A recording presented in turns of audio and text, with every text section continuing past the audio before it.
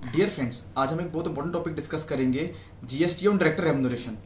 इसके अंदर पहले बहुत कंफ्यूजन क्रिएट हुई थी क्योंकि different authority of advance ruling ने डिफरेंट ओपिनियन दिए थे कि अभी रिवर्स चार्ज पे होना चाहिए।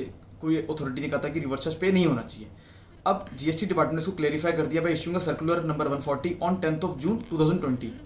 इसने सर्कुलर ने पहले क्लियरली बोला है, लॉजिकली इन्होंने एक्सप्लेन किया है, अगर कंपनी और डायरेक्टर का एम्प्लॉयर एम्प्लॉय रिलेशनशिप है, जैसे एग्जीक्यूटिव डायरेक्टर्स में होता है एम्प्लॉयर एम्प्लॉय रिलेशनशिप, उस केस के अंदर वो जो एंट्री है वो शेड्यूल 3 में फॉल करेगी और वो सप्लाई ही नहीं होगा, क्योंकि सैलरी जो है और एम्प्लॉयर एम्प्लॉय रिलेशनशिप है और एम्प्लॉयमेंट एग्रीमेंट है उनका, तो उस केस के अंदर ये शेड्यूल 3 में फॉल करेगा और इसमें कंपनी को रिवर्स चार्ज में जीएसटी पे नहीं करना है। इसको हम ऐसे चेक कर सकते हैं, कंपनी उसका टीडीएस 182B में पे कर रही है और उनका एम्प्लॉयमेंट एग्रीमेंट है, उस केस के अंदर वी कैन चेक और हमें उस केस में रिवर्स चार्ज में कंपनी को जीएसटी पे नहीं करना है।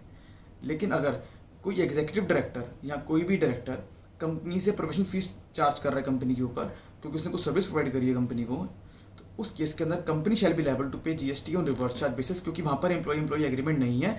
तो नोटिफिकेशन नंबर 13/2017 कहती है, अगर कोई भी डायरेक्टर कंपनी को कुछ सर्विस देता है in capacity of a director, उस केस के अंदर कंपनी को जीएसटी पे करना है रिवर्स चार्ज बेसिस पे, तो वहाँ नोटिफिकेशन 13/2017 लग जाएगी और कंपनी रिवर्स चार्ज बेसिस पे जीएसटी पे करेगी। अगर कंपनी ने पे कर दिया, रिसिपिएंट कंपनी है सर्विस की, तो कंपनी ने अगर रिवर्स चार्ज पे कर दिया तो डायरेक्टर लायबल नहीं है उस पर जीएसटी पे करने के लिए। उस केस ने अगर कंपनी में पे कर दिया रिवर्स चार्ज बेसिस पे, तो ये हो गई दो तरीके की ट्रांजेक्शन विद डायरेक्टर्स, एग्जीक्यूटिव और नॉन एग्जीक्यूटिव डायरेक्टर्स। अब अगर कोई इंडिपेंडेंट डायरेक्टर है, तो इंडिपेंडेंट डायरेक्टर तो एम्प्लॉय का भी नहीं होता कंपनी का।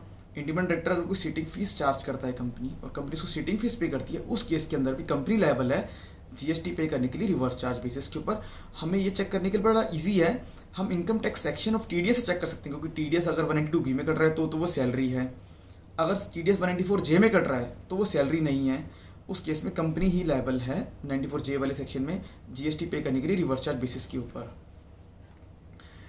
इसका एक और क्वेश्चन बड़ा कॉमनली आता है आजकल कि अगर कोई ऑफिस डायरेक्टर का है, उसने कंपनी को रेंट पे दिया हुआ है, तो उस रेंटल पे कौन पे करेगा जीएसटी, कंपनी पे करेगी कि डायरेक्टर पे करेगा।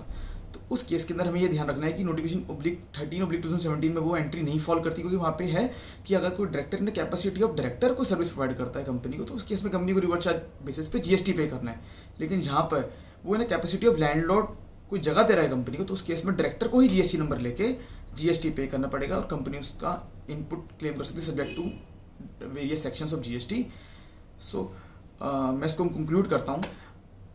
अब सर्कुलर नंबर 140 आ गया है, इस पर क्लैरिफिकेशन आ गई है कि कंपनी को जीएसटी रिवर्स चार्ज में कब पे करना है। अगर कोई डायरेक्टर और कंपनी के बीच में एम्प्लॉयर एम्प्लॉय रिलेशनशिप है तो कंपनी को जीएसटी रिवर्स चार्ज पे नहीं करना है, और अगर कोई प्रोफेशनल सर्विस है जो कंपनी पे करती है डायरेक्टर को, सीटिंग फीस है कंपनी पे करती है डायरेक्टर को, या any other service which is not a salary, उस केस के अंदर कंपनी को रिवर्स चार्ज में जीएसटी पे करना पड़ेगा एज पर नोटिफिकेशन 13/2017।